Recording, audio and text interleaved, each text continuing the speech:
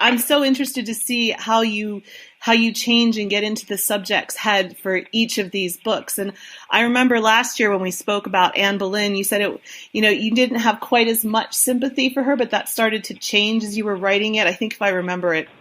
Yes.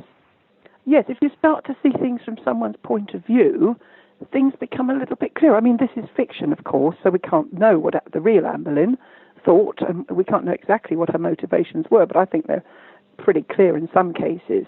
But when you look at her position and her insecurity, then her behaviour becomes more understandable. Yeah, and it's such a great way to bring these characters to life through historical fiction, because there's only so much that the record can give you, and historical fiction kind of fills in those gaps. It does, but what it doesn't always give you is a clue to character. For Anne Boleyn, there's a lot of information, but not the information we have for Catherine of Aragon. She's the easiest of the lot so far, because for Anne Boleyn, we don't have all the letters. But for Jane Seymour, we could have two Janes.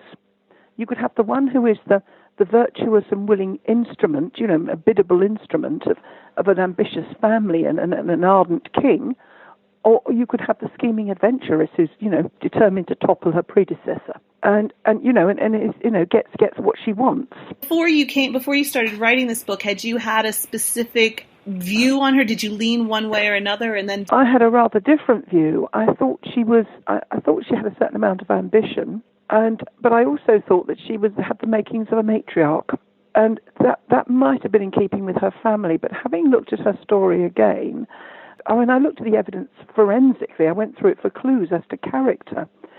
And I think that she was not confident, and that's clear, particularly in the early weeks of her marriage, when she's very diffident about receiving the Spanish ambassador, and Henry makes apologies for her. And later, when she's pregnant, when she's gone into seclusion, he says, Henry said he won't go too far because she's horribly afraid, of being away from her. Mm-hmm. So this isn't someone who's very confident, and I did see. I mean, she was quite a stickler for her maids of honour to have all the correct number of pearls on their attire. She was strict about that.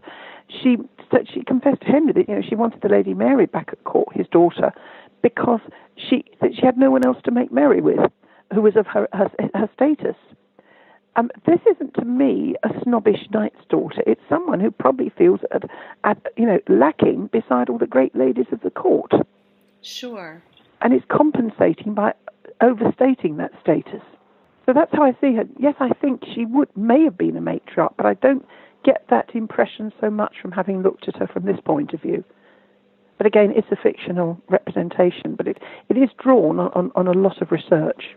Sure. And it seems like she probably, through her early life, hadn't really had that much reason to feel confident. No. So.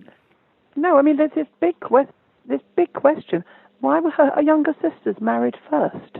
Why was it that Lady Dormer was so desperate not for her son's betrothal to Jane not to go ahead? What did that make Jane feel? One of the explanations which I've gone for in the book is that she wanted to become a nun, which would have meant she wouldn't have. They would just have passed her over for marriage, and perhaps said, wait to test your vocation, given the religious spirit of the times.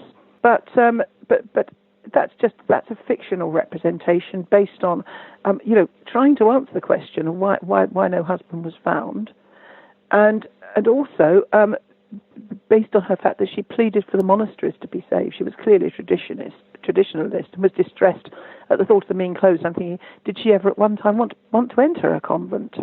So it's a supposition. It may be that there were negotiations for marriages that fell through, but we don't know them. There's no record. And do you think the early scandal in her family would have affected that at all with her father? Possibly. We can't say for certain there was a scandal. If you've read the author's note at the end, we got two 17th century sources for it, but the fact remains that Edward Seymour did disinherit his sons by his first wife. She did retire to a convent. And also her father disinherited both her and Edward. It's a strange situation. And then you get these two explanations coming up in the 17th century. Right. Yeah. But something strange had happened there. Well, something strange had, and one wonders whether this was a known secret. This was the reason for Lady Dormer not wanting to get involved with that family. So throughout Jane's, a couple of things came up for me as I was reading, especially once she, it's interesting how she handled Anne's downfall and kind of reconciling. I love to play pop psychologist, I guess. And how would she have reconciled, her own rise and Anne's downfall? She would have known that at least some of those charges weren't true because of the dates. But then I don't know whether she would have been able to work that out. Okay. No, I don't think she would have known. I think she would have known what Henry, she might have put two and two together, but whether she actually saw those charges is another matter. And then you do have her witnessing Norris and Anne coming out of the tower. This is my own fictional thread, but as later becomes clear in the book, she realizes that she was wrong, but she doesn't say anything about it. Right. She suffers guilt. I mean, this is where the haunted queen comes from. She suffers guilt. She does know. I mean, she's privy to some of it. She has to be. Henry would have to have told her some of it. She did know, but it's my own reading of it. We don't know for certain. Right. And it's interesting. Then I also wonder about how she would have felt about Cranmer officiating their wedding. Do you have any thoughts about that? Well, I think she would have, she would probably have, had reservations about it, but she was overwhelmed by it all, I think. Yeah, I'm sure it would have been. I think so. I mean, I may be wide of the mark. I don't know, but everything I've looked on in Jane is that she's not pushy. She's not like. I mean, we've got no letters from her, have we? We've no clues. This is the problem. She is a blank slate in some cases. Yeah, so then people can... But she may well have had issues about Cranmer.